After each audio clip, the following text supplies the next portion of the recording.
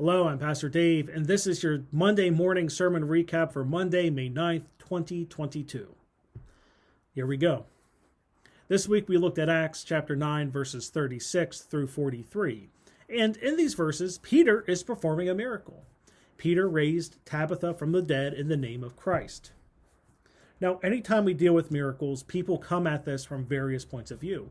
Some accept the miracle at face value, others struggle with understanding it. Some from a more faithful approach, some trying to figure out how something could happen using reason and rational thought. And it's important to remember that reason and rational thought are tools. They're tools that God has given us as we set out to understand God.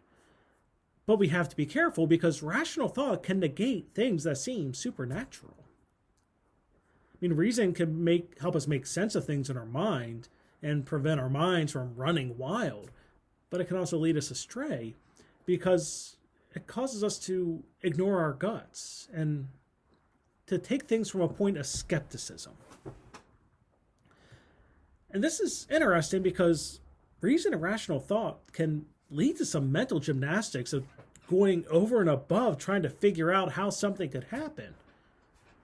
Which leads to having to ask the question, is it harder to accept how the event happened rationally or just to accept the miracle?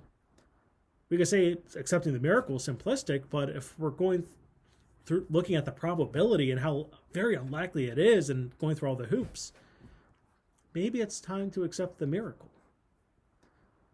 And I think that really gets into the idea that this is a different way of thinking. And this is interesting because there's a Greek word, helios, which biblical scholars in making their translations have translated in two ways. It's been translated as holy. It's also been translated as different, depending on the context.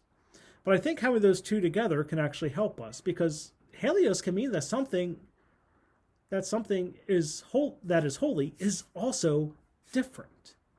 And that makes perfect sense because God is different than humans. God can do things that humans cannot.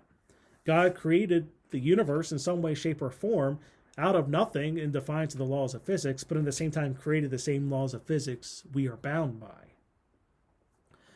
And it helps us remember that God is not human. God can do different things. Things that we can't do and do things that we don't think is possible. And it's important that we remember this because we have a faithful task before us. And that when we are confronted with miracles, we shouldn't come at it purely from a place of reason or rational thought or a place of doubt. Instead of doubting, we can believe and be different.